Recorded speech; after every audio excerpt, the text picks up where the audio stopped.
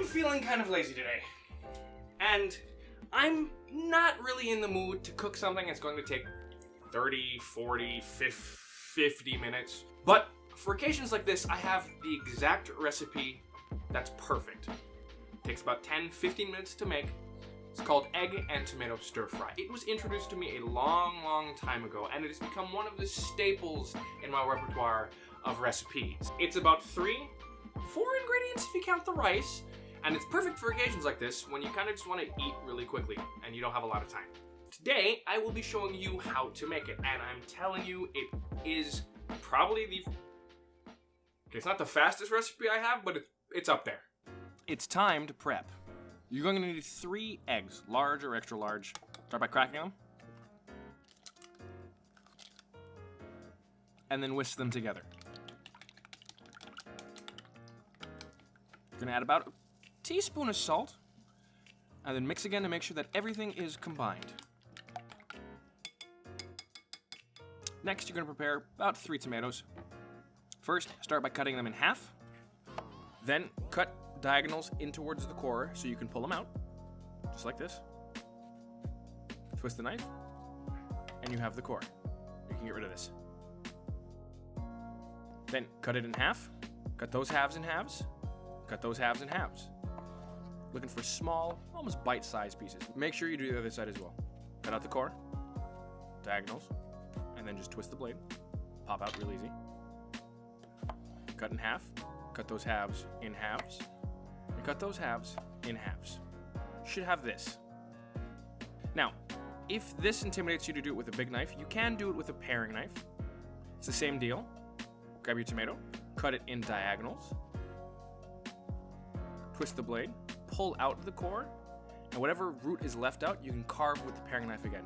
And you should get a tomato clean like this. Once you do all 3 tomatoes, put them in a bowl to keep all the water because you're gonna need everything. Then you're gonna prep a green onion, cut them in diagonals, little diamond shapes. This will be for garnish. It's time to cook. Start by putting your pan on and make sure it gets fully hot. Then you're gonna add about 3 to 4 tablespoons of oil. Make sure your pan is at full power and you get the oil to cover everything. To check to see if it's hot enough, add a little egg to the end of chopsticks and rub it through. If it cooks immediately, the oil is hot enough. Then you're going to add your egg. While you're adding it, keep on stirring it so that it scrambles properly. It's going to take about 30 seconds to get the right consistency. Just keep scrambling it like this and you'll get what you want.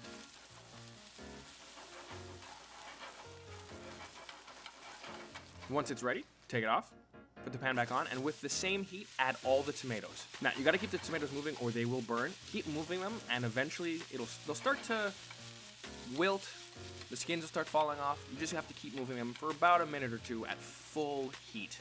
Now, as you're moving them, it'll start releasing water. That's perfectly fine. That's what you're looking for. But once they wilt enough and the skins come off, what you're going to do is you're going to turn down the heat to about half, and you're going to keep stirring them. But at this point, all the liquid that is draining out should start staying in the pan instead of cooking off immediately. Should look something like this. Wilted, skinless, liquidy. Next, you're going to add back the egg, and you're going to keep on stirring this until the egg is broken up enough and evenly distributed throughout the entire stir fry. You gotta keep stirring this or it will burn, so just keep your chopsticks or your fork or your wooden spoon moving. Eventually it'll start rolling like this. You're gonna add some soy sauce for flavoring, stir it in, and eventually enough liquid will release and it'll look like this. From here, add about a teaspoon to a teaspoon and a half of sugar and stir that in as well. Once it gets to this point, turn off the heat, take it off. We're gonna add a healthy guzzle of sesame oil and make sure everything is stirred in correctly so that it's all incorporated properly. Time to plate.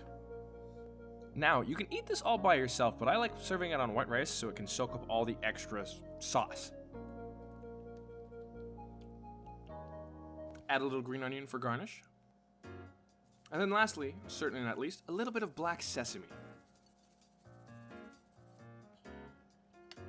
See? Takes a few ingredients, a little bit of your time, and it's quick. Plus, bonus, it's cheap, and if a lot of your friends come over, you can whip a lot of this up real quick and everybody can eat, and it's tasty, so people will be impressed.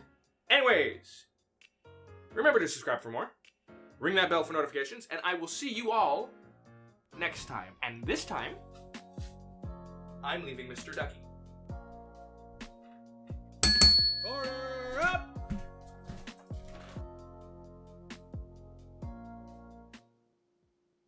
of a joke this week.